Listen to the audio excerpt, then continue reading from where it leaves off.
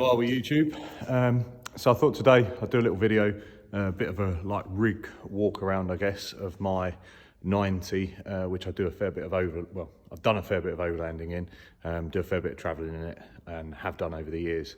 So as you may have seen on other videos, I am building a bigger truck at the moment, 130, which because I've now got 2 kids and there's 4 of us, and obviously we don't all fit in the 90, but I've had the 90 since I was 14 years old, so quite a while.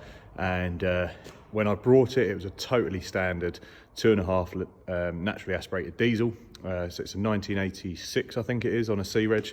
I think that's an 86, but C-Reg truck. So yeah, I thought I'd run you through the vehicle as it is now, and a little bit about what I've done, and you know, bits and pieces that are on the truck that make living in it for prolonged periods more or easier. So yeah, there's the vehicle.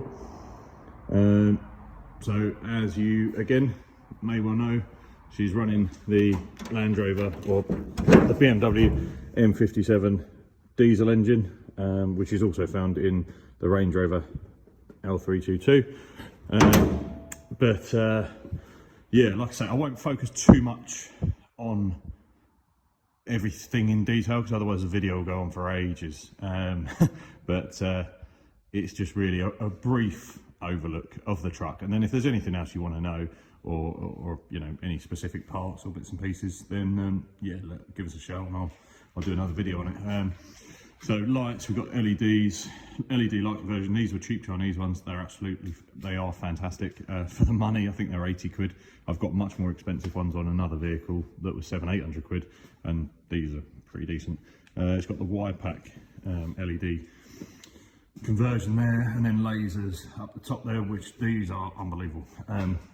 Now again, I obviously built this truck a long time ago, so this is like, a lot of it is the old extreme 4x4 stuff, so like tubular winch bumper bits and pieces.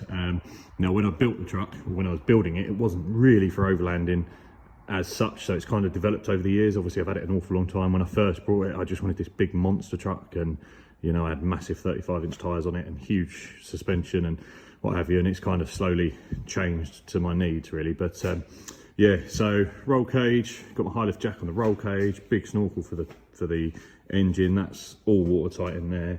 Down here you've got the extreme 4x4, the big flex lift kit, and all poly bushes, bits and pieces.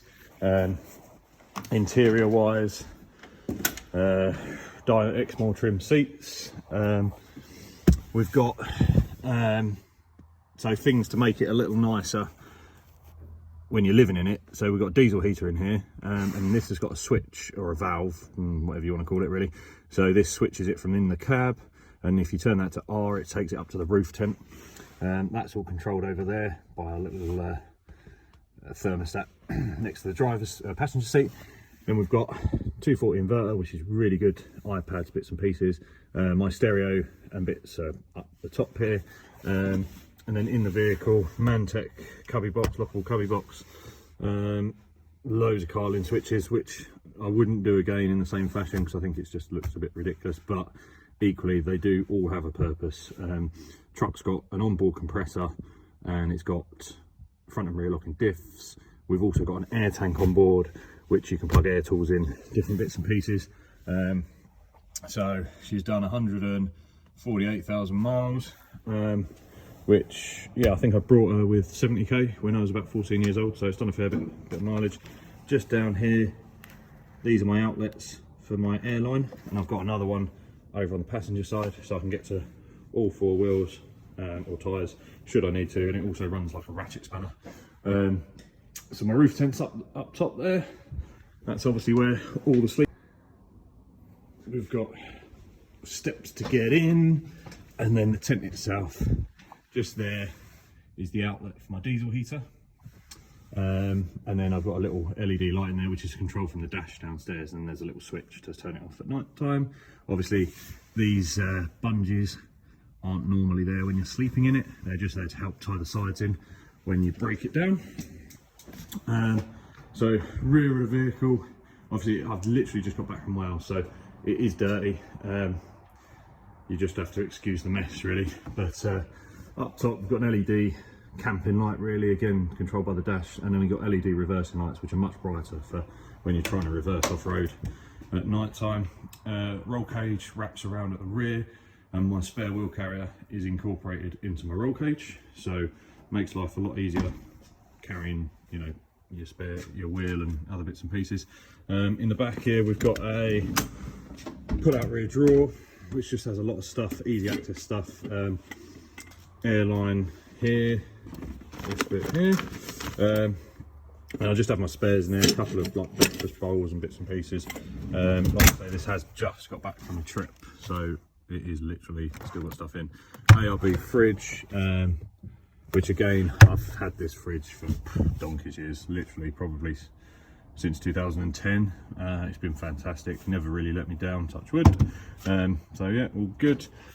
This side has got my cooking stuff in, so in here's my cooker, cooker on the lower deck with my gas, and then up top is spares for the truck, all in there. Got my table there, my chair sits on top, and then in here I've got just your cooking essentials, bowls, pots and pans, spoons and bits and pieces. This little device has my jet boil in it, so I use that a lot for work as well. So I just keep it in this little thermo flask, really keeps it all together. And in the back, that's mainly it. Obviously got the internal hoop on the roll cage, which you can see there. There's another airline up the top there, and a bit of a shelf up there for kind of, you know, stuff. I insulated all of this just with sort of like foil backed bubble wrap.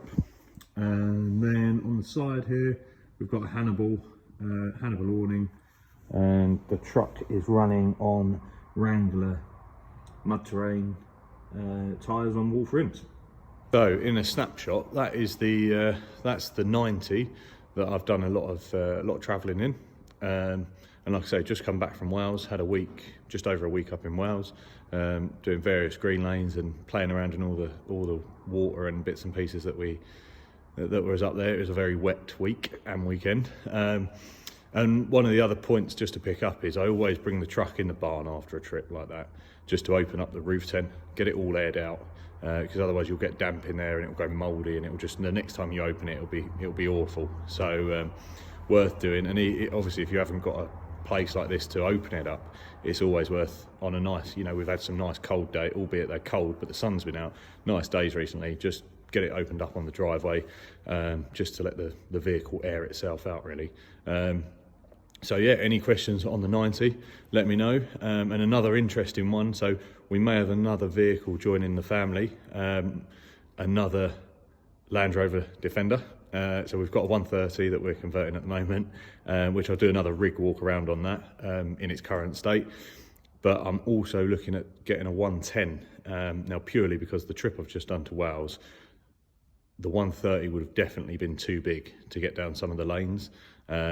And really I'm building the 130 for kind of, I think the plan is we're going to do a family trip to Morocco, so like a soft bit of overlanding, still a good trip but a soft bit of overlanding, and then we will use the 130 to do more adventure abroad, but then I'm thinking if I can get a 110 set up right over here, there's an awful lot to explore in England, and even like Portugal and bits and pieces where it's really good off-road.